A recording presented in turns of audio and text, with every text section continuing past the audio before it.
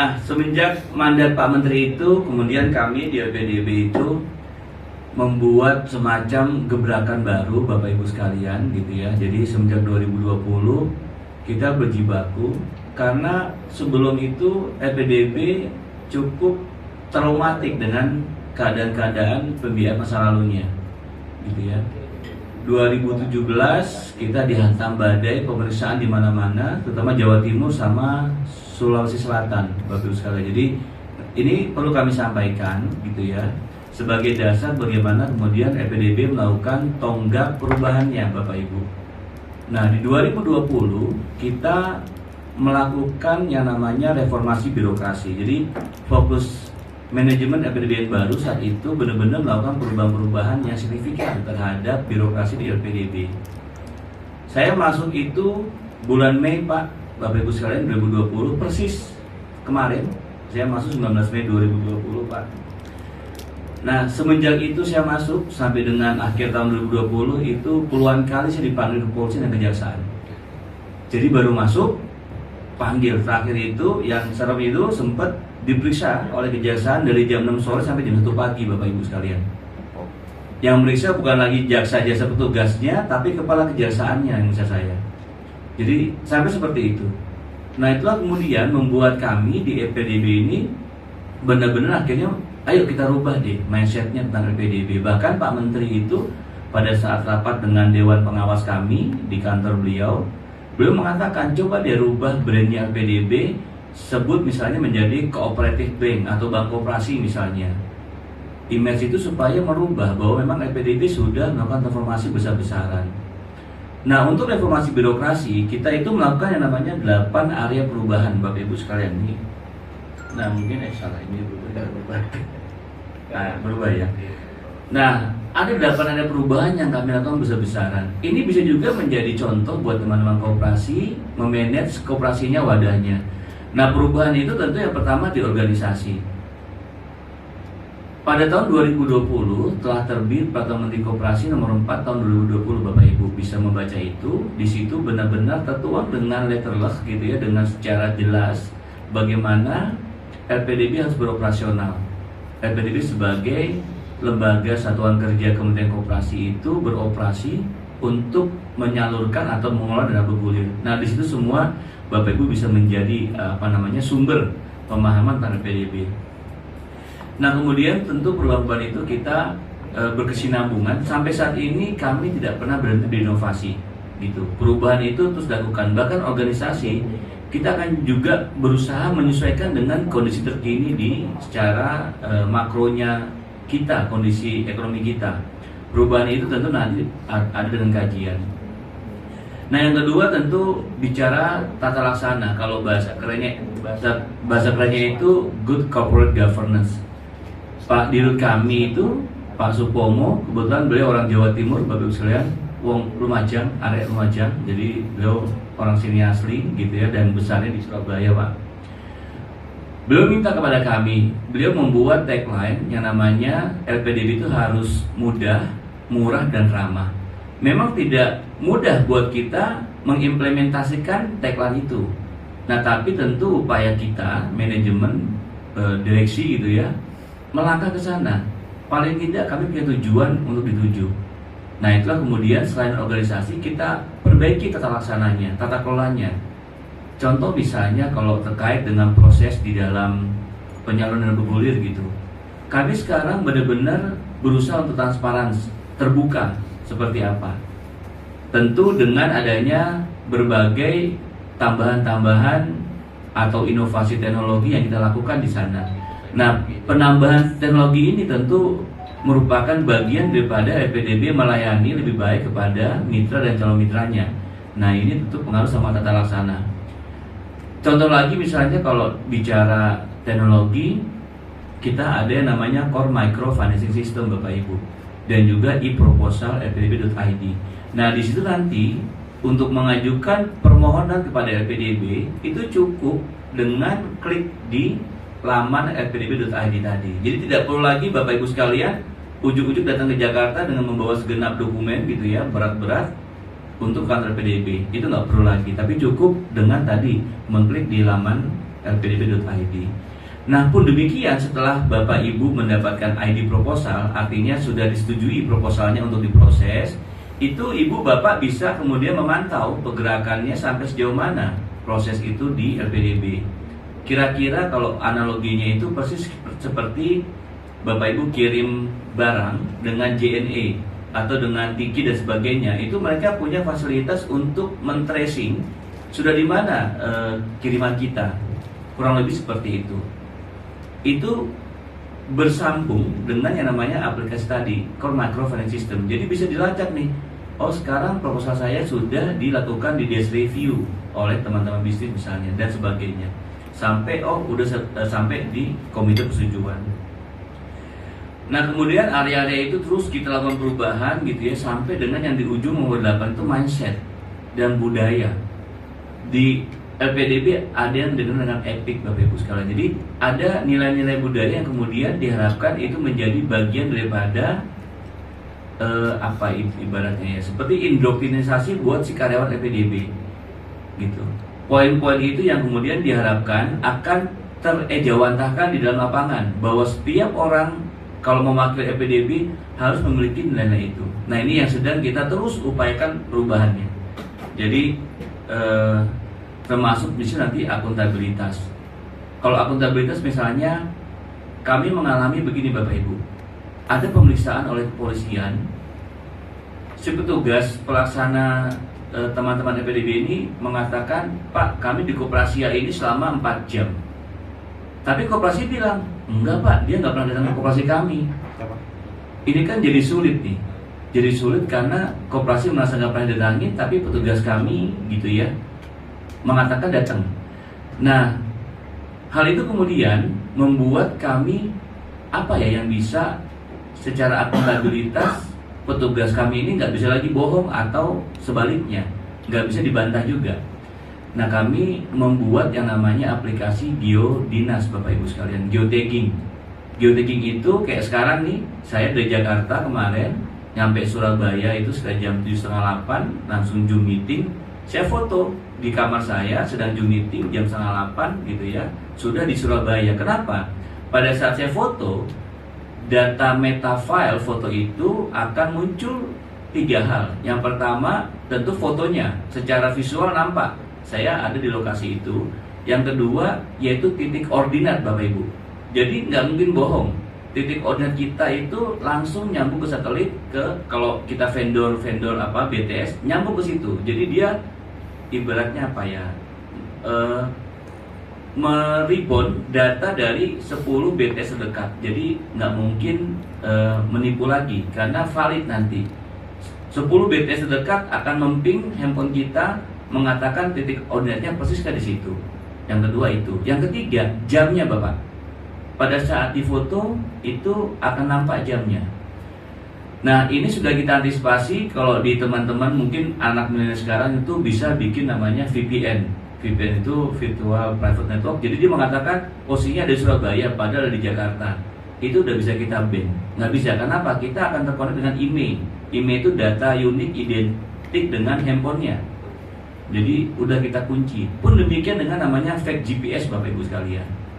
Gitu. Jadi udah sangat kita antisipasi. Nah, sehingga pada saat pemeriksaan polisi berikutnya kita hanya lampirkan bukti geotagging kita bahwa benar memang anak ini dari jam 7.30 sampai jam 11 ada di lokasi itu dengan ordinat yang nggak berubah. Jadi itu juga kita menjaga akuntabilitas supaya pada saat pemeriksaan kita juga aman. Nah, ini penting kami sampaikan di awal supaya Bapak Ibu sekalian sebagai calon mitra kami gitu ya, jika ingin mendapatkan dana LPDB, memahami bagaimana LPDB saat ini sudah berubah banyak, dan ini memang ruhnya diminta oleh Pak Menteri itu ada bahasa beliau yang sangat menjadi kunci buat kita, yaitu pendekatannya adalah venture capital approach. Nah, apa itu venture capital approach?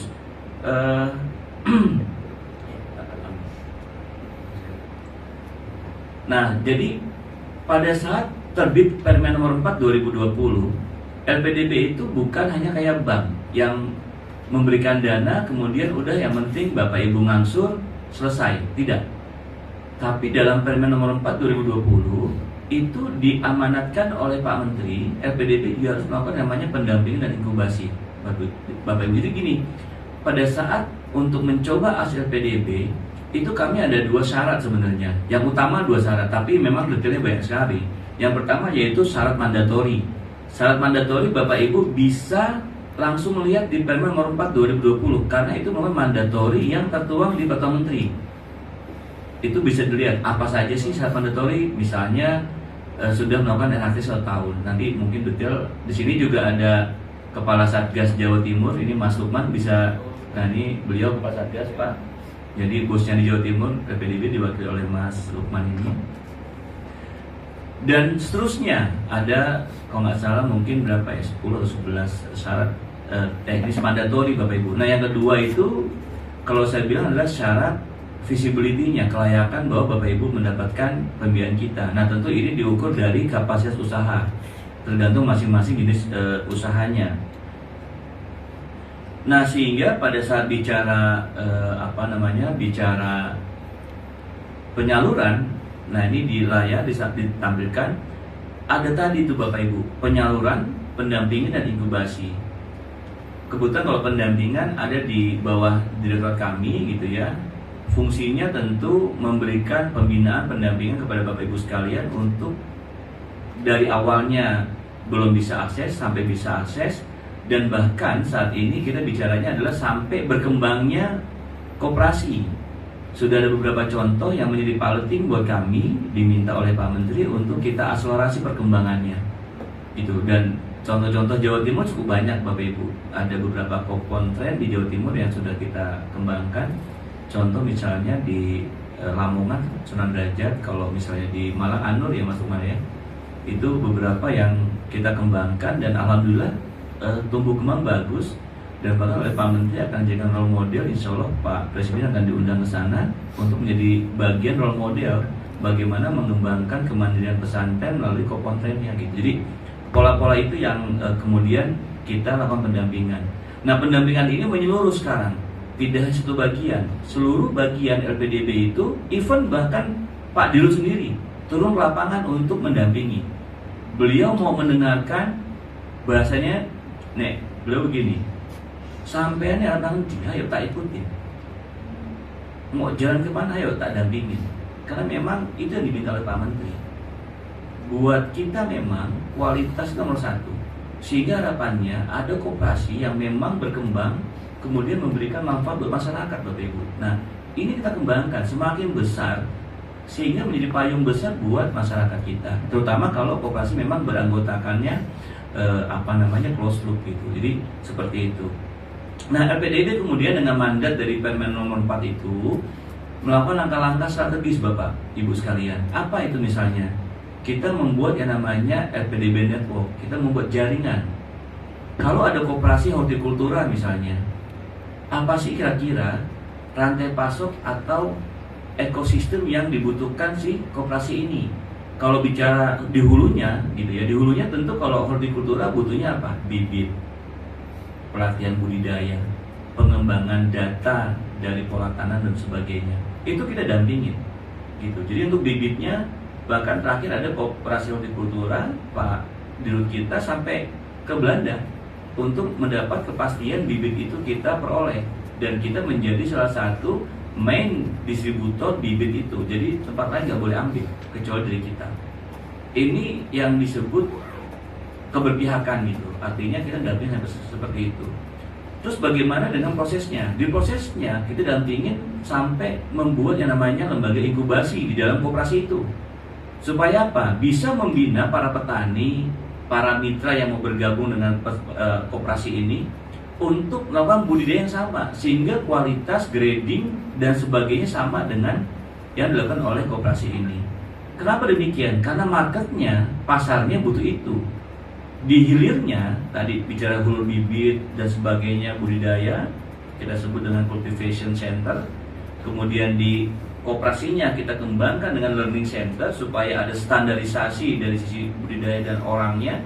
Di hilirnya itu kita sebut dengan big data analysis. Kenapa demikian?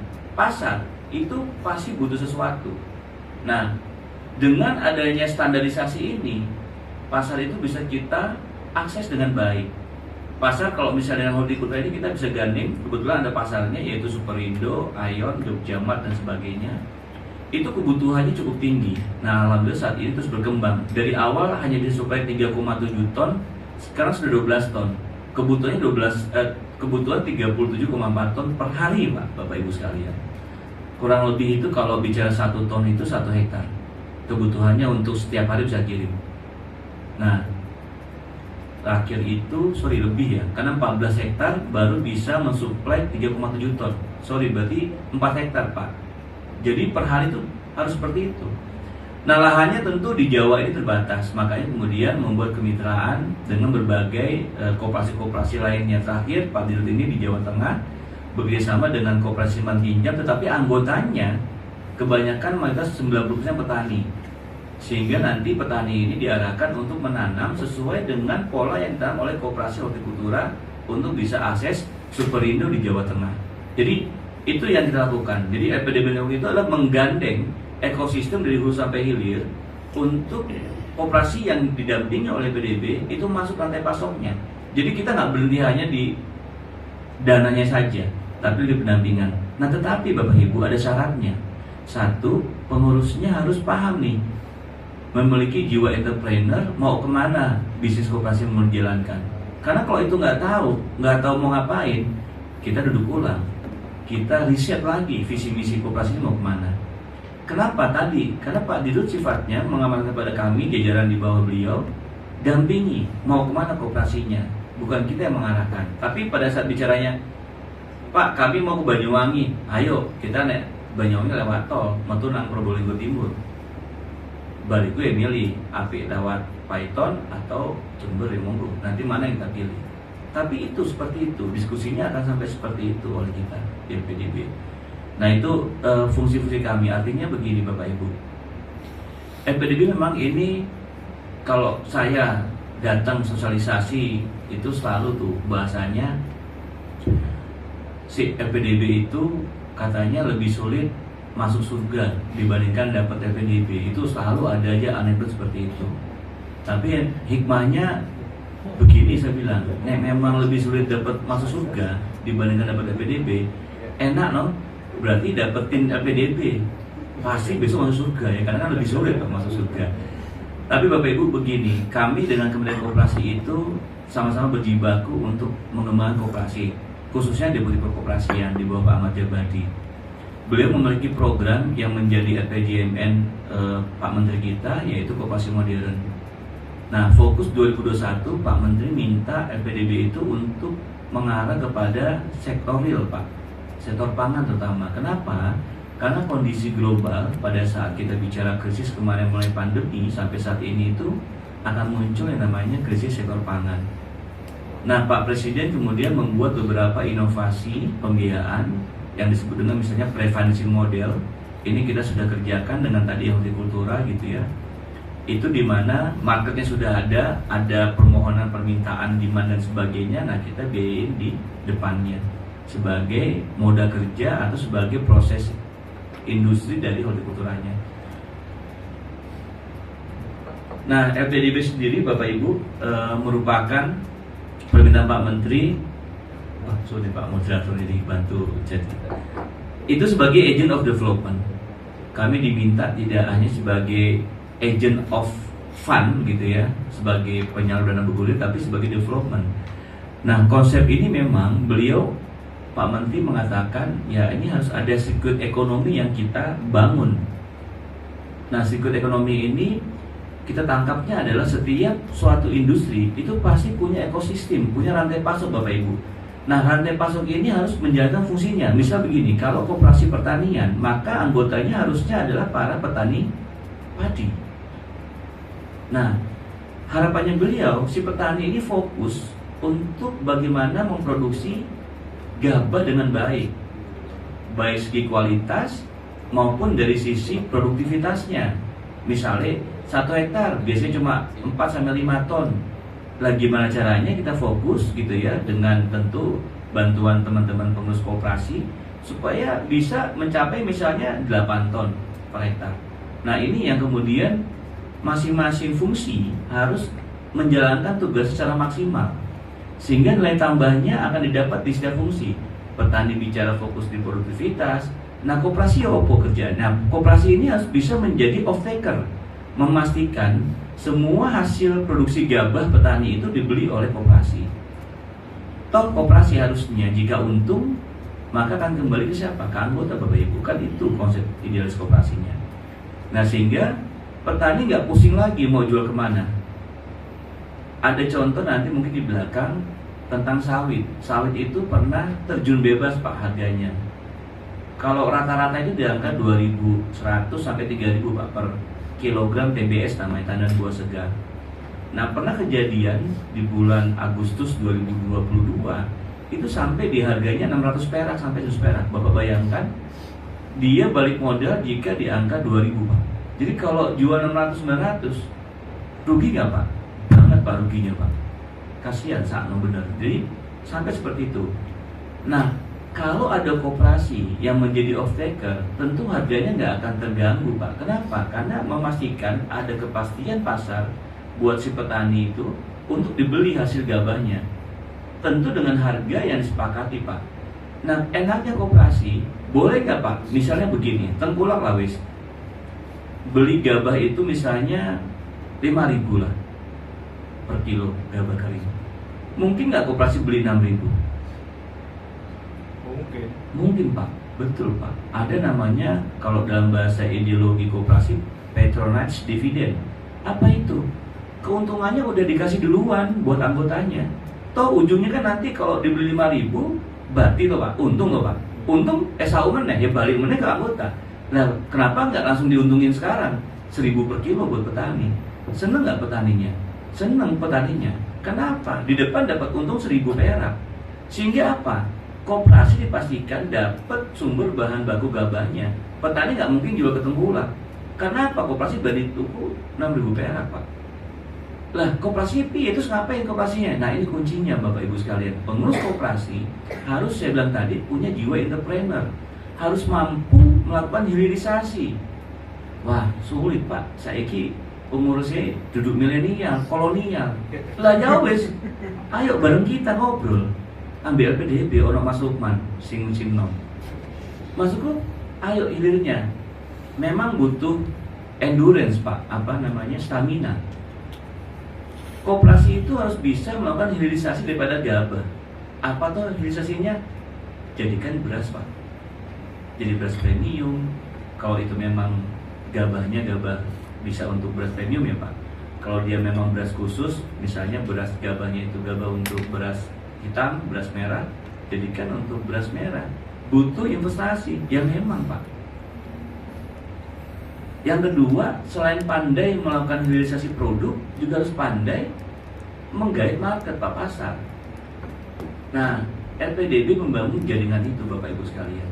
Sehingga koperasi diharapkan, ayo diskusi. Apa yang dibutuhkan? Investasi. Nah, investasi cuma ya begini Pak. Pernah kejadian, ini jauh dari Surabaya Pak, di Medan Pak. Koperasinya itu asetnya baru sekitar 275 juta Pak. Punya lahan itu punya orang, tapi intinya akan bisa dikelola, butuh land clearing untuk jadi persawahan. Total dia butuh eskavator, butuh truk, butuh bajak dan sebagainya, sama lahan dan bibit sampai modal kerja, butuhnya 40 miliar. Lah, aset 275 juta, minjem 40 miliar masuk akal nggak Pak? Wis. Kan agak berat Pak, bukan agak berat, berat banget Pak. Kita harus bisa kemudian apa ya bahasanya itu, berpijak ke bumi dalam menghitung itu usaha. Nah ini Pak, mimpi memang harus ke mimpi, tapi kita harus punya rute yang masuk akal untuk mimpi itu. Misalnya begini Pak, aku mau ke Amerika, numpak opo sepur, enggak nyampe Pak, ada tekan Pak, nekono Pak. Kayak iso, ayo kita mikir sih, dari sini ke Amerika tuh lewat benua apa? Nyebrang dulu, nyebrangnya misalnya kalau ke Singapura, karena tanah Singapura baru sampai ke Eropa, ya kan? Dari situ baru kita bisa nyebrang ke benua Amerika. Nah itu kan harus bisa kita lakukan, mengasih. Nah Bapak Ibu, yang ingin saya sampaikan begini, Fungsi-fungsi dari ekosistem itu tentu harus kita maksimalkan. Petani tadi bicaranya budidayanya, kemudian koperasi sebagai off-taker dan sebagai hilirisasi harus bisa membeli nilai tambah daripada produknya gitu ya. Jadi petani kita itu jangan lagi jualnya gabah, tapi jualnya beras premium. Kalau perlu kita jualnya adalah yang sudah di package 5 kilo, 10 kilo, 25 sampai 50 kilo gitu ya. Jadi gak jualnya gabah. Kenapa? Karena koperasinya harus mampu untuk menyusun itu, membuat itu. Nah yang ketiga baru kita bicara nanti di marketnya ini siapa. Nah LPDB untuk yang hortikultura sudah punya contoh Bapak Ibu. Di hulunya tadi kita bicara budidaya, di koperasi kita bangunkan yang namanya inkubator di internalnya koperasi. Hilirnya kita gandeng langsung pemilik Superindo sama Pak di Eropa yang punya, datengin, kita pastikan Superindo nggak usah khawatir, ada LPDB di belakang koperasi ini untuk memastikan suplai ke Anda. Sehingga Superindo berani Pak nambah lagi. Kemarin 237 ton, sekarang mau nambah sampai 200 ton se-Indonesia Pak. Makanya kemudian koperasi ini berkembang, kemitraannya bukan hanya di Jawa Barat Pak, tapi sudah mulai merambah ke Jawa, Jogja, Semarang, Solo, dan bahkan sudah ada di Riau dan di Kalimantan. Karena apa? Superindo itu ada di seluruh Indonesia Pak. Jadi kita nggak perlu lagi kirim dari Bandung ke Kalimantan Pak. Cukup ada kemitraan di sana, mereka tanam dengan pola yang sama dengan yang dilakukan oleh yang di Jawa Barat, sehingga pasarnya bisa langsung ke Superindo sana. Nah pola-pola itu Pak yang kemudian diamanatkan oleh Pak Menteri kepada kami. Nah Bapak Ibu, sebelum kami detail terkait dengan syarat prasyarat, nanti mungkin Mas Lukman bisa bantu juga ya Mas ya, nanti setelah saya sampaikan. Nah LPDB ini selaku satuan kerja daripada Kementerian Koperasi, tentu kami mendukung apa yang menjadi program-program pemerintah, khususnya Pak Menteri Kementerian Koperasi di dalam menginisiasi program-program pemerintahannya. Nah ini ada 4 program Bapak Ibu sekalian yang kita sedang kerjakan. Banyak lagi sebenarnya, tetapi ini program ini di-highlight karena sudah menjadi RPJMN dan sudah diinisiasi untuk ke Pak Presiden. Yang pertama minyak makan merah Bapak Ibu. Tadi saya sampaikan pada saat Agustus 2022 TBS itu harganya hanya 600 sampai 900 perak per kilo, yang biasanya 2.100 sampai 3.000 Pak. HPP mereka itu sekitar, seingat saya 1.500 ya, mungkin sampai 2.000 ya Bapak Ibu, tergantung dari lahannya seperti apa sama berapa tonase per hektarnya. Tapi kurang lebih adalah seperti itu angkanya. Jadi kalau 900 perak pasti dia rugi, pasti rugi, bahkan bisa dibuang-buang TBS-nya saat itu. Nah apa yang dilakukan oleh pemerintah? Pemerintah kemudian mencari cara supaya tadi petani sawit itu tidak jual TBS, tapi jual end product, produk akhirannya. Kalau TBS itu apa sih produk akhirannya? Kalau di kita tahunya biasanya minyak goreng Bapak Ibu. Nah saat itu juga dampak seperti itu karena TBS yang murah gitu ya. Kenapa TBS murah? Karena di pabrik kelapa sawit itu adalah memproses TBS menjadi CPO Pak. Jadi dari tandan buah segar diproses di pabrik kelapa sawit jadi CPO, crude palm oil, jadi minyak mentah sawit. Nah, di situ baru diolah lagi jadi minyak goreng. Dari petani sawit ada kurang lebih 41 juta hektar, 50% itu swasta, 40 sekian persen itu milik petani rakyat, 6% pemerintah. Pemerintah itu yang PTPN Pak. Jadi komposisinya begitu Pak, swasta cukup besar. Ada sekitar 11,4 juta hektar lahan sawit. Nah, pabrik kelapa sawitnya ribuan Pak. Ribuan pabrik kelapa sawit berkumpul di yang namanya GAPKI. Nah, dari kelapa sawit muncul CPO. CPO ini dibeli oleh 5 perusahaan besar minyak goreng. Jadi Bapak bayangkan, saat tangki PKS penuh, sawitnya nggak ada yang beli Pak. Karena apa? Kalau dia proses, mau taruh di mana? Karena kan untuk jadi CPO, mereka butuh tangki Pak. Nah saat Agustus itu penuh tangkinya Pak, sehingga TBS-nya nggak ada yang mau beli. Kenapa tangki penuh? Memang saya itu ada batasan Pak. Mungkin Bapak pernah dengar namanya DMO, Domestic Market Obligation. Jadi harus bisa menjual 20% ke lokal baru boleh ekspor. Jadi nggak bisa ekspor Pak intinya. Sehingga penuh nih tangki-tangkinya di pabrik kelapa sawit. TBS nggak ada yang beli Pak, makanya jatuh harganya. Oh nggak ada yang beli. Nah dari CPO ini diolah di minyak goreng. Minyak goreng mereka nggak mau beli Pak, karena nggak boleh ekspor. Makanya dia nggak mau beli. CPO-nya. Sehingga minyak goreng yang diproduksi sedikit, Pak. Kalau supaya sedikit, harganya bagaimana, Pak? Kan Bapak Ibu, ibu-ibu terutama kan pasti masa pakai minyak goreng. Pasti butuh. Makanya naik harga minyak goreng ya, Pak, sampai 38.000.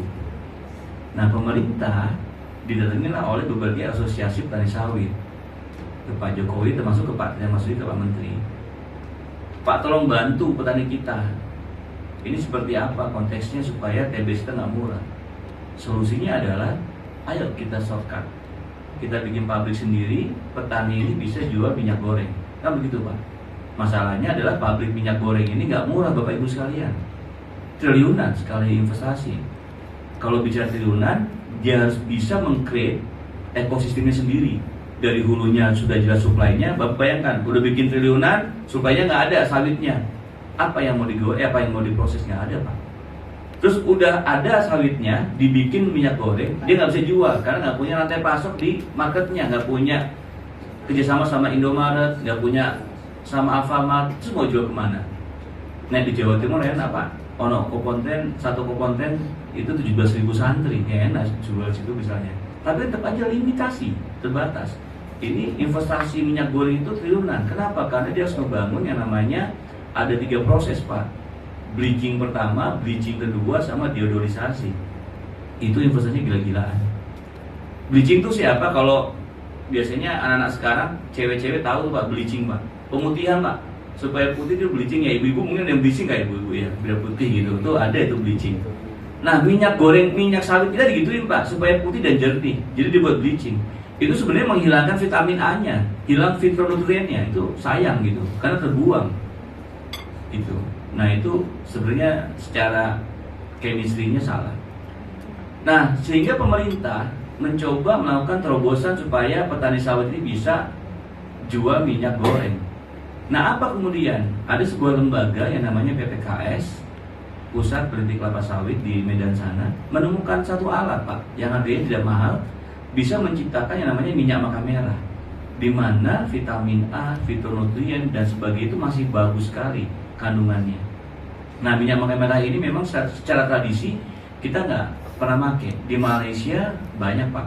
Bahkan di Malaysia itu suruhnya hampir diminta sama negara Tionghoa sama Cina. Untuk apa? Stunting di sana mereka. Negara Cina dipakai malah. Di kita nggak dipakai. Karena apa? Sudah terlanjur di mindset kita, ibu-ibu itu masa pakai minyak goreng jernih. Padahal minyak goreng jernih itu sekali dimasak jadi apa? Jelantah loh, Bu. Nah, minyak makan merah ini sudah diuji coba sama Chef Juna, sama Pak Menteri juga, 6 kali masak nggak jadi jelantah, vitaminnya masih ada, jadi kuat sekali. Nah, ini kan temuan yang luar biasa bagus. Investasi pabriknya pun nggak besar. Saat itu hitungan kita sekitar 9 miliar untuk pabrik kelapa sawit dan pabrik minyak makan merah. Jadi ada 2 pabrik nih, Pak. Satu, supaya TBS jadi CPO butuh PKS namanya, pabrik kelapa sawit. Kemudian pabrik minyak merah dari CPO jadi minyak makan merah. Ini total 9 miliar. Tapi kemarin ini sedang diinisiasi, Pak, oleh pemerintah. Kita menggandeng PT PN 3 BUMN. Jadi kalau ada kerugian, kalau ada gagal, itu bebannya biar di pemerintah, maksudnya Pak Presiden. Nggak, jangan kooperasi dulu gitu ya. Sedang dipiloting, sudah jadi, memang membengkak. Kenapa membengkaknya? Pak, pada saat kita mau memproduksi yang namanya bahan pakan yang diedarkan ke masyarakat, itu harus mengikuti SNI, Pak. Mengikuti sertifikat, Badan Sertifikat Nasional. Nah, karena ada standar itu yang berlaku internasional dan lokal, nasional, maka ada berbagai tambahan-tambahan. Ini sedang kami hitung, membengkaknya berapa besar. Kalau memang secara visibility masih layak gitu ya, karena waktu kami hitung, kita bisa jual di harga 11.200, sudah untung 2.000 per kilo, per liter minyaknya. Jadi murah sekali dibandingkan dengan minyak goreng biasa kan 14.000 ya, Pak, harusnya ecerannya. Itu pun sudah subsidi pemerintah 7.000, Pak, per liter. Jadi HPP mereka itu kalau di pabrikan besar itu per liter itu minyak goreng 21.000, ke masyarakat harusnya 14.000. Nah, kita menghitung tanpa subsidi pemerintah 11.200. Bayangkan kalau kemudian fair sama-sama disubsidi 7.000, maka cuma 4.200, Pak, per liter minyak makan merah. Ini cukup murah sekali.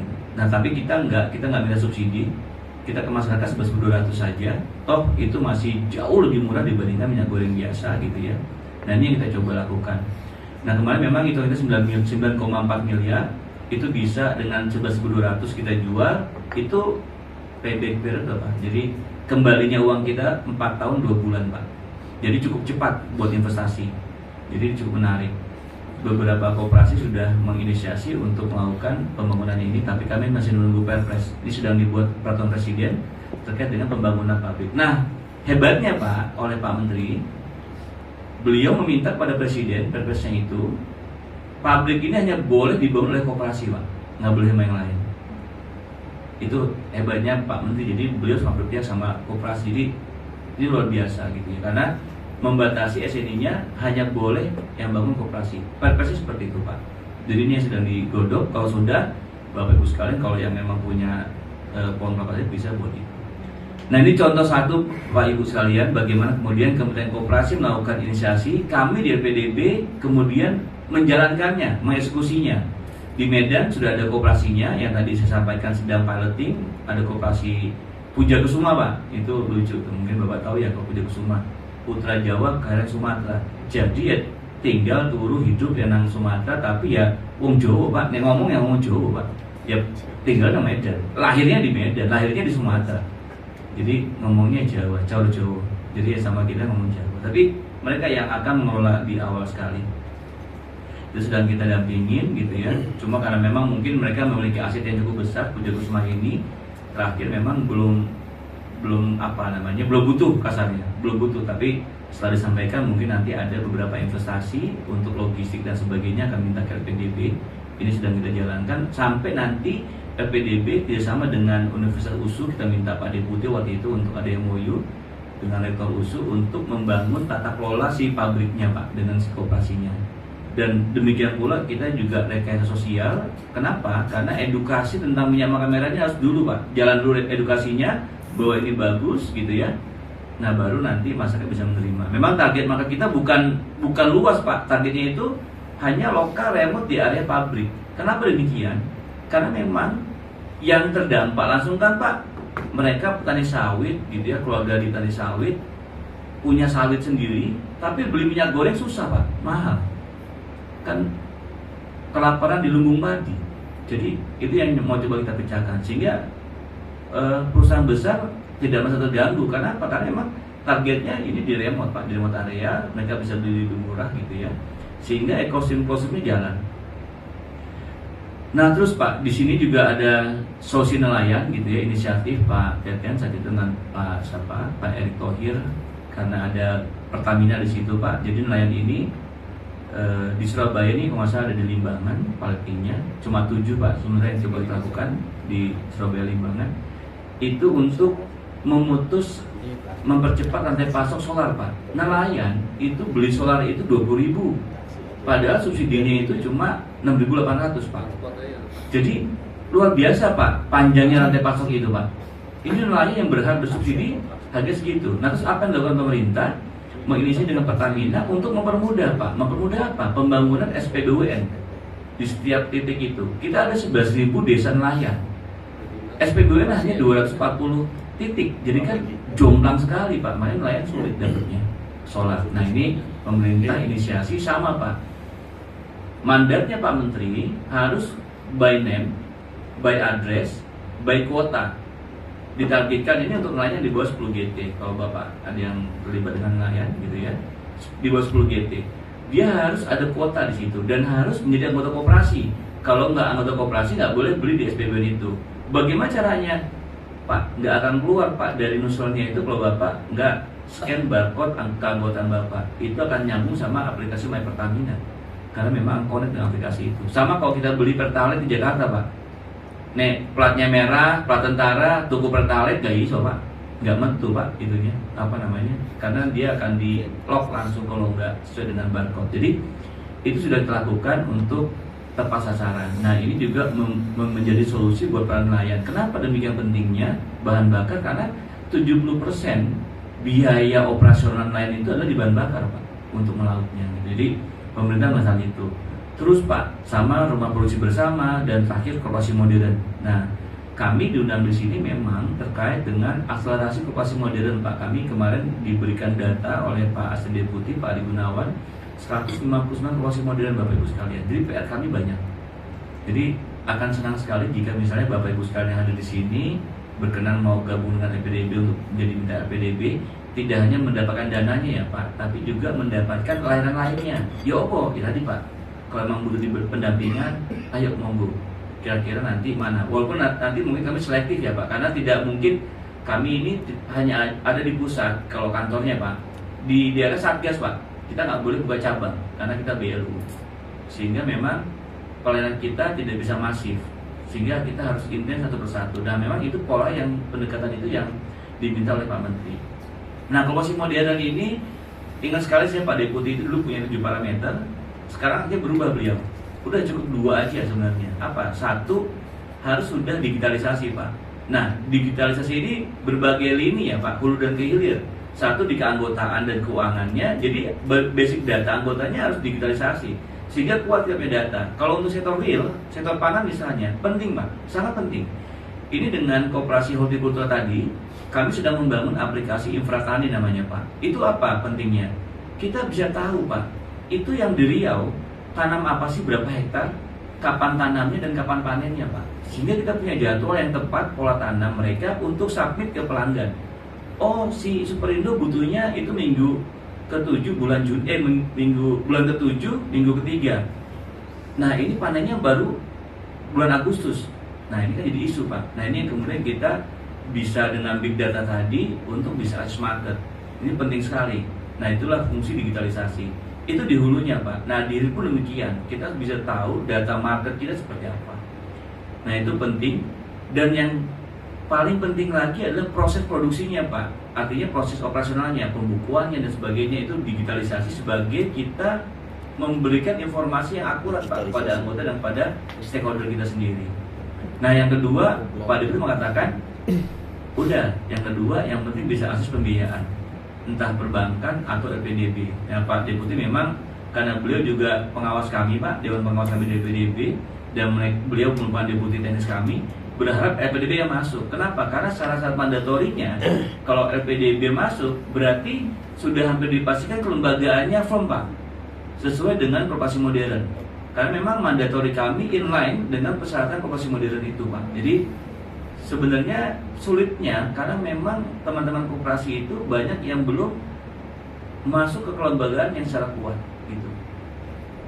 Ada berbagai macam isu Pak, misal begini, lembaga udah lama, udah 20 tahun, cuma lupa yang NIB-nya habis masa berlakunya. Sekarang mengajukan lagi prosesnya memang nggak mudah Pak. Nah, pun kalau nggak mudah, saya pernah, Bapak tahu Karep mungkin ya, di Bojonegoro tuh ada Pak, koperasi Karep dulu BUMN, terus kemudian diambil oleh koperasinya, sekarang BUMN ini jadi milik anggota koperasi malah. Nah, itu kesulitan Pak pada saat mengajukan untuk OSS terkait dengan logistiknya, karena dia logistik Pak, dia ada jasa transportasi. Nah, kami bantu ke dinas, nggak ke UKM Pak, tapi ke dinas perhubungan Pak. Jadi kami sampaikan ke kepala dinasnya bahwa ini Karep merupakan salah satu partner kami di koperasi modern dan sudah ada si Pak Menteri, mohon dibantu Pak. Biasanya sampai berbulan-bulan, ini seminggu jadi Pak akhirnya. Jadi maksudnya alhamdulillah teman-teman juga di dinas provinsi itu sangat membantu gitu ya. Hal ini perhubungan, apalagi kalau di tempatnya Bu Andro itu luar biasa gitu. Nah, sehingga koperasi modern ini Pak dan Bapak Ibu sekalian tentu harus berbangga hati masuk menjadi bagian daripada koperasi modern, karena nanti tentu mendapatkan fasilitas layanan yang luar biasa banyak sebenarnya. Di Deputi Perkoperasi ini maksudnya ada 5 AC Deputi ya Pak, 6 sekarang Pak Miko ya, nambah pengawasan dan kelembagaan ya Pak ya. Nah, itu ada tempatnya Pak Nasrul misalnya, kalau Bapak merasa ada kekurangan dari sisi SDM, beliau bisa pengembangan di situ Pak, pelatihan dan sebagainya. Nah, di kami sendiri Pak, terakhir ini kami sudah menggandeng 50 koperasi untuk sertifikasi kompetensi Pak, Bapak Ibu. Kalau untuk yang simpan pinjam itu butuh biasanya gitu. Nah, itu kami sudah menyiapkan, insya Allah di bulan Juni besok kita ada pelatihan buat teman-teman pengurus koperasinya. Anggarannya lumayan Pak, karena anggarannya itu per satu orang itu si lembaga sertifikasi itu minta 5,2 juta Pak, Bapak Ibu. Nah, itu kami sudah menguatkan. Jadi itu sudah termasuk sertifikasinya. termasuk pelatihannya dan ujiannya, karena nanti dapat sertifikat gitu ya, termasuk juga biaya untuk saat kalau yang kemarin itu singkat saya termasuk juga dengan apa untuk hotel dan sebagainya, jadi cukup mahal. Nah itu kami anggarkan gitu ya supaya kita bisa membantu teman-teman koperasi. Nah, jadi itu Pak koperasi modern kita gitu ya, dan ini kami diminta itu seperti itu. Boleh, terima kasih. Nah Bapak Ibu sekalian, selain dengan kita bekerja untuk mengeksekusi program pemerintah, kami juga melakukan pendampingan Pak. Ini ada Balota. Balota ini simpan pinjam Pak di Toraja. Tahun 2020 asetnya itu baru 600 miliar Pak, saat itu asetnya Pak, 600 miliar. Kami diskusi dengan pengurus waktu itu, kami menyampaikan ini mau kemana pengurus, Balota ini mau dibawa kemana Pak? Kami target anggota kami 200.000 orang. Yang kedua, aset kami berharap sampai 1 triliun Pak. Nah tahun 2023 saat ini Pak, terakhir kami ke sana, itu sekarang asetnya tahu berapa Pak? 1,3 triliun Pak. Dari 45.000 anggota sekarang sudah 178.000 anggota. Jadi peningkatan luar biasa. Pandemi justru malah bertambah anggotanya Pak, karena muncul kepercayaan di Koperasi Balota. Nah apa yang dilakukan oleh mereka? Simpan pinjam, tapi mereka sangat membantu anggotanya Pak. Contoh misalnya, mereka ingin sekali dibantu 2 komoditas petaninya Pak. Ada 129 petani vanili dan hampir 207 petani kopi. Toraja itu Pak terkenal kopi Pak. Kopinya enak sekali, kopi Arabica. Posisinya itu di atas 1.500 mdpl. Jadi di sana ada negeri di atas awan. Nah itu di daerah sana Pak, cukup tinggi daerahnya dan dingin. Nah LPDB kemudian di mana posisinya Pak? Awalnya pada saat Balota ini meminta kepada kami, itu bukan kepada anggota dulu. Mereka bilang, Pak, para manajer kami dan para AO kami di lapangan ini suka kerepotan Pak menghadapi para anggota. Kenapa Pak? Saat kita melakukan analisis usahanya, nggak punya kompetensi Pak karyawan kami. Nah sehingga saat itu kita buatlah pelatihan terkait dengan analisa keuangan dan analisa kelayakan Bapak Ibu sekalian. Jadi kita latih mereka untuk bisa menganalisa usaha anggotanya. Setelah mampu, lain lagi urusannya. Kenapa? Pak, sekarang anggota kita dulu minta paling pinjaman 50 juta Pak, sampai 100 juta. Sekarang ada sampai 1 miliar Pak per anggota. Sehingga apa? Mulailah koperasi minta jaminan kepada anggota. Nah pada saat jaminan diminta, nggak tahu cara nilai seperti apa. LPDB kemudian diminta bantuan, kita lakukan pelatihan appraisal namanya. Jadi kita bantu untuk para anggotanya itu, para karyawannya itu memahami penilaian jaminan. Sudah jadi Pak, alhamdulillah sudah berjalan, sudah meningkat pesat aset dan anggotanya. Sekarang beda lagi Pak, kami punya 129 vanili, ngeluh Pak ke koperasi. Kenapa? Vanili kita cuma bisa dijual vanili basah Pak. Dan kadang-kadang harganya yang bisa 300.000 per kilo turun Pak, tinggal 100.000 per kilo. Nah LPDB kemudian melakukan riset Pak, melakukan kajian bagaimana ekosistem vanili. Kita menemukan ternyata terbesar dunia itu Maroko Pak, vanili itu. Demand tertingginya itu justru Eropa, Prancis terutama itu. Nah sehingga kita juga melihat bagaimana market lokalnya. Jakarta tertinggi, dia belinya essence Pak, belinya apa namanya, intisari vanilinya. Untuk apa Pak? Kopi, untuk cake gitu Pak, sama untuk parfum. Jadi ini luar biasa. Kita turun lagi, apa sih yang dibeli selain essence? Nah ternyata vanili kering. Saya cari di mana yang biasa beli vanili kering. Kita searching, ada Pak beberapa industri di Bali Pak, vanili kering itu. Mereka beli itu Pak, kalau vanili kering itu harganya 3-6 juta per kilo. Bayangkan kalau basah cuma 300.000 lah, kadang 100.000. Ini kalau kering 3-6 juta, kan sungguh luar biasa penaikannya. Terus bagaimana permasalahan di petaninya? Cerita lah sharing petani. Kami ke sana Pak, ke Toraja, kita duduk bareng sama para petani Pak di sana. Suginya tuh lucu Pak, minumannya pakai bambu. Awalnya nggak tahu, pas minum alkoholnya tinggi Pak, terus nggak wani meneh aku Pak. Jadi tak pikir minuman kalau di Betawi, istri saya Betawi, Bapak mungkin tahu ya Pak, di bambu tuh ada bir peletok ya Pak ya.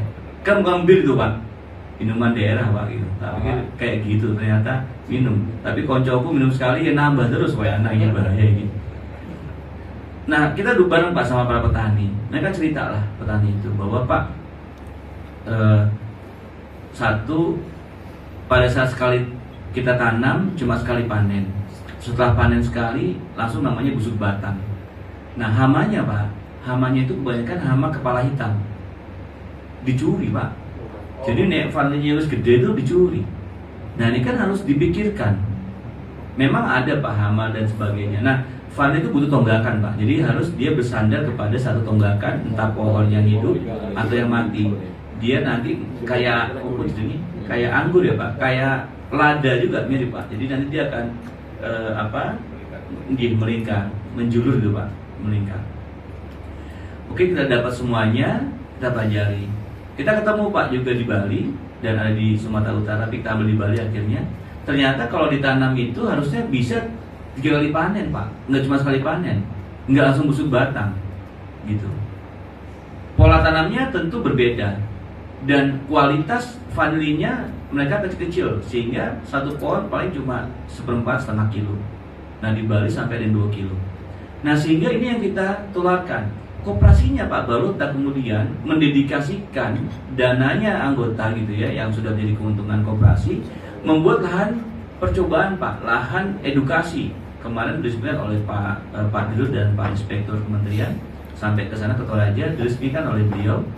Dibuat Pak di lahan 5 meter persegi. Sekarang sudah tumbuh, kemarin dikirimin fotonya di bulan November. Sekarang sudah cukup ke atas, sudah mau bisa panen untuk jadi bibit lagi. Jadi ini bisa buat bibit. Nah kami gandeng itu 2 Pak. Satu untuk budidaya di awal, yang kedua industrinya Pak kita gandeng, si UKM atau pengusaha dari Bali ini. Mereka siap untuk investasi pabrik kecil Pak di sana supaya para petani ini tidak hanya jual vanili basah, tapi juga sampai essence bahkan, bukan vanili kering. Jadi Bapak bayangkan dengan tambahan waktu sedikit gitu ya, mungkin sekitar 2-3 minggu lagi, yang tadi cuma jual 300.000 Pak, sampai bisa dapat 3 sampai dengan 6 juta. Ini kan cukup luar biasa. Kenapa? Karena mereka tidak tahu aksesnya. Di Toraja kan jauh Pak. Kami kemarin pulang pesawat nggak bisa turun.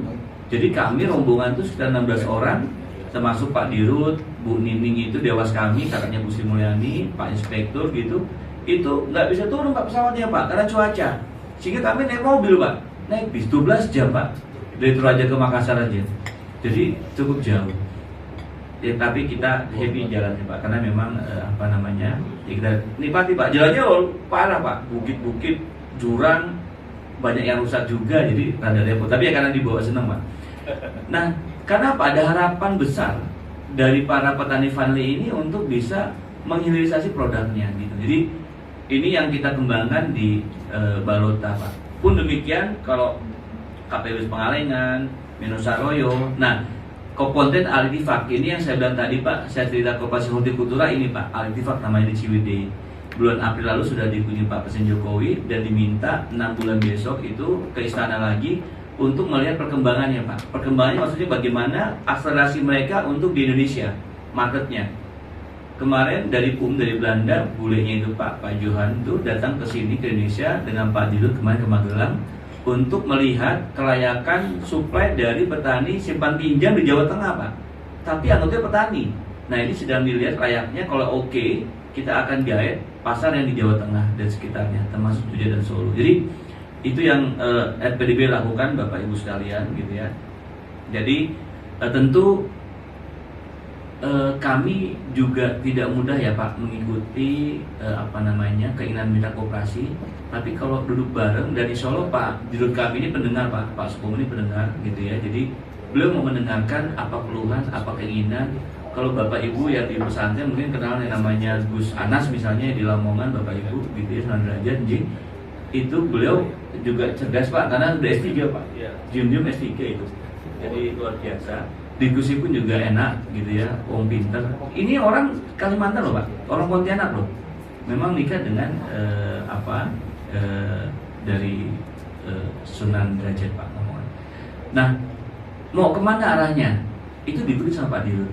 nanti sedikit diarahkan, ini begini le, bagusnya begini le. Jadi kita mendengarkan dan kita adjustment Pak, ayo sama-sama kita jalankan. Nah itu butuh kesabaran, butuh kedaya tahanan dan tadi endurance dan sebagainya supaya bisa berjalan Pak. Karena pasti di root kami dan seluruh jalan di bawahnya pinginnya koperasi ini bagus Pak dan maju gitu. Artinya on the track lah, kemana arahnya. Nah itu makanya biasanya petugas kami itu yang ke sana, Pak bisa minta atau Ibu bisa minta rencana bisnis ke depan seperti apa. Karena itu menjadi bahan buat kita pelajari dulu baru kita diskusi. Nah Bapak Ibu mungkin selanjutnya sedikit saya sampaikan gitu ya. Tapi kalau teknis mungkin saya tidak terlalu detail. Kalau ada pertanyaan nanti bisa dibantu sama Mas Lukman ya, Mas Lukman ya. Karena beliau dulu di Mantris ya, terakhir di bawah saya di Mantris, manajemen risiko, jadi saya tahu. Nah di LPDB memang kita ada tentuan dan pelayanan, tapi ingin saya sampaikan seperti ini.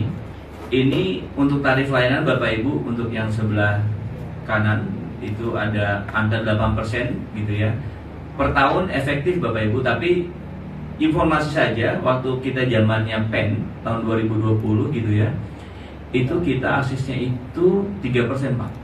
3% efektif loh. Itu berarti kan setahunnya itu kalau bicara flat 1,5%, sangat murah. Karena memang waktu itu mandat dari Bu Sri Mulyani, kita diminta untuk bantu pemulihan ekonomi nasional sehingga rate-nya kita diminta murah. Nah saat ini memang tentu kita akan menyampaikan 8% gitu ya. Tapi Bapak Ibu sekalian, kalau calon mitra koperasi boleh mengajukan kok Pak, menyampaikan saja dulu gitu. Nanti tentu kita lihat dengan kapasitasnya. Biasanya sampai dengan saat ini di bulan Mei Juni ini antara 5-6% Bapak per tahun efektif. Jadi kalau flat-nya antara 2,5 sampai 3% flat per tahun. Nah, tidak hanya dengan bentuk bunga gitu ya atau dengan konvensional, tapi kami juga tentu ada pembiayaan syariah. Ada direktur sendiri pembiayaan syariah. Saat ini kita mengajukannya adalah kalau untuk bagi hasil 46%, tapi kalau untuk margin kita ambil 3% per tahun Bapak Ibu untuk jual belinya. Peranan kami ini pembiayaannya kita itu kalau untuk modal kerja itu sampai 5 tahun, tapi rata-rata sekarang koperasi itu mengajukan mungkin karena mereka nggak mau lama ya, 3-4 tahun. Paling lambat itu biasanya mengajukan kami 48 bulan gitu ya. Tapi ya kebanyakan tadi malam saya komite Pak, komite itu luar biasa Pak. Tadi malam turun mau ketemu Mas Miko nggak bisa, kan tadi mau rawat kalkulator Pak, pikir kan jumpa 7:30 itu kami sudah mulai komite sampai jam 11:30 malam Pak. Ada 3 mitra kita komite dan tuh Pak dulu Pak yang ada 2 plafonnya beliau mimpin Pak. 1 ditunda putusannya karena masih data yang kurang. Jadi memang tidak mudah Pak, memang, tapi kita mencoba untuk tetap comply dan supaya tepat lah penggunaannya. Nah untuk modal kerja 5 tahun Bapak Ibu sekalian, kalau untuk investasi 10 tahun gitu ya. Nah polanya kalau ini sektor real, sektor pangan itu ada yang disebut dengan Yarnen Pak. Jadi kita ikutin dengan siklus usaha si koperasinya. Misalnya kalau Bapak Ibu ada yang tebu misalnya, itu 6 bulan sekali Pak misalnya. Nah itu tentu kita akan coba hitung supaya pembayaran pokoknya 6 bulan sekali gitu. Nah ini yang kita coba buatkan flexibility-nya buat teman-teman sekalian, Bapak Ibu sekalian, supaya sesuai dengan siklusnya. Jangan nanti belum terima pendapatan terus disuruh ngangsur, kan nggak ada duitnya loh Pak. Nah ini kita coba sesuaikan dengan itu. Contoh misalnya kopi, kalau di Aceh itu kopi itu sejak dia petik jadi cherry, diproses gitu ya, sampai dia green bean misalnya untuk bisa diekspor keluar 30 hari Bapak Ibu. Nah kemudian sejak dia kirim barang ke ekspor sampai dia dapat uangnya, karena ini kopi misalnya di Aceh kirimnya ke mana Mas? Ke Amerika ya, ke Starbucks Pak, San Francisco. Jadi Starbucks itu pusat di sana, San Francisco, dikirim ke sana. Nah, yang diminum di Starbucks itu 30%-nya adalah kandungan kopi Aceh Pak, kopi Gayo. Nah, itu dijual sana. Itu butuh 60 hari Pak, semenjak dikirim ke San Francisco sampai sekoperasi dibayar itu 60 hari. Sehingga siklusnya adalah 90 hari Pak. Sehingga pembayarannya pun kita harapkan dia per 90 hari per 3 bulan. Sesuaikan dengan siklus dia untuk mendapatkan cash-nya kembali. Nah itu kita sebut dengan Yarnen. Nah untuk inisiasi investasi kita bisa, ini regulasi baru 12 bulan, ini coba kita godok untuk lebih Bapak Ibu sekalian. Jadi gini, saat kita berikan pinjaman untuk investasi gitu ya, kan butuh proses pembangunan pabriknya Pak. Itu kita kasih grace period Pak, nggak usah bayar dulu Pak. sampai nanti pabriknya berjalan sudah menghasilkan baru bayar. Nah itu maksimal 12 bulan. Nah tapi ada beberapa yang di pertanian kayak misalnya vanili itu dia baru bisa panen 2 tahun Pak. Kalau sawit repot Pak, karena dia di atas 3 tahun. Nah ini kalau yang vanili kita mau coba 2 tahun bisa grace period. Jadi saat dia tanam sampai nanti menghasilkan baru kita minta bayar pokoknya. Bunganya bagaimana? Tetap bisa dibayar per bulan Pak, sesuai dengan kebutuhannya. Nah kalau untuk persyaratan Bapak Ibu sekalian, kita skema penyerahan tentu ada sektorial, simpan pinjam, dan sekunder Bapak Ibu.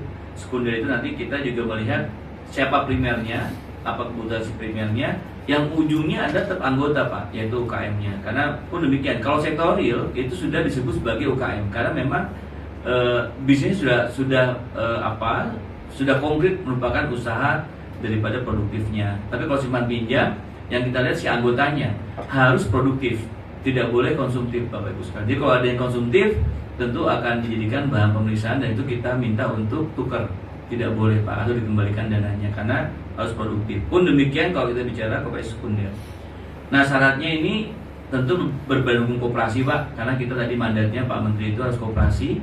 Kita juga sudah merampungkan peraturan Menteri Koperasi tentang SPM koperasi ya Pak Miko ya. Sedang kita susun, ini sudah harmonisasi ya Pak ya? Sudah. Oh sudah ya Pak ya? Nah tinggal terbit berarti, jadi memang sudah ada PMK-nya, kami SPM-nya kepada koperasi Pak. Yang kedua harus ada NIK-nya Pak, jadi kalau nggak NIK kita nggak bisa mendapatkan LPDB. Ketiga usaha produktif tadi Pak sampaikan. Yang keempat kalau memang sudah dapat LPDB, tadi misalnya kayak Ibu di Kediri ya Bu ya, itu lancar dan lunas dari tunggakan, itu bisa kita untuk berikan perkuatan lagi Bu permodalannya gitu, sehingga ini harapannya bisa bagus ke depannya seperti apa. Nextnya Pak, ini tadi saya sampaikan di awal sekali, transformasi kami besar-besaran. Jadi untuk mengajukan kepada LPDB cukup membuka laman atau website e-proposal lpdb.id Bapak Ibu sekalian. Kami membangun IT itu luar biasa. Mungkin Bapak Ibu yang punya rekening BSI sempat kena dampak nggak ya? Ada yang BSI Pak, Bapak Ibu? Ada ya Bu ya? Ibu bayangkan karyawan LPDB semuanya gajinya BSI Bu. Jadi sempat 4 hari itu kita nggak bisa apa-apa. Banyak yang susah ya Mas Lukman ya. Jadi akhirnya untuk pembayaran apa ya terakhir ya, tunjangan kinerja ya masalahnya, itu pakai bank lain Bapak Ibu sekalian, karena memang kemarin kita masih sempat drop. Nah kami memahami sekali IT itu resiko luar biasa. 5 tahun terakhir itu LPDB membangun aplikasi luar biasa Bapak Ibu, banyak sekali aplikasi, artinya terus berkembang gitu, tapi infrastrukturnya kurang. Nah ini kita bangun tahun 2022 kemarin, kebetulan di bawah saya IT-nya, itu kita bangun DRC. Jadi insya Allah data dan kerahasiaan Bapak Ibu sekalian kita jaga di sana gitu ya. Memang tentu banyak serangan, kalau kita sebut malware ya. Kalau kemarin kan BS itu ransomware namanya. Nah itu per bulan itu nyerang kita itu malware 7.000 sampai 9.000 malware. Ini luar biasa. Kami punya lognya. Jadi jam berapa diserangnya, aksesnya kemana, kita ada semua serangannya itu. Kami sampai 7.000 9.000 malware setiap bulan itu kita halau dengan firewall kita. Jadi memang tidak mudah, tapi kami yakin dengan pengembangan teknologi dan digitalisasi ini merupakan kemudahan perbaikan layanan kami kepada mitra maupun calon mitra LPDB. Nah, sehingga Bapak Ibu tidak lagi susah payah datang ke Jakarta atau ke Satgas Jatim. Tapi kalaupun misalnya Bapak Ibu sekalian mau akses ini kesulitan, maksudnya gini, kok nggak ngerti ya, kok sulit ya maksudnya, bisa konsultasi Bapak Ibu. Kami punya yang namanya call center di 1500856, ada di bawah itu Pak, di papan kita 1500856. Pun kalau nggak bisa nanti mungkin kita bisa minta nomornya Mas Lukman ya, boleh ya Mas ya. Beliau ada di Surabaya, kepala Satgas ini, jadi nanti bisa dengan beliau dan timnya ada 10 orang ya Mas, ada 10 orang di bawahnya beliau, jadi bisa digerakkan juga untuk membantu Bapak Ibu akses ke sini.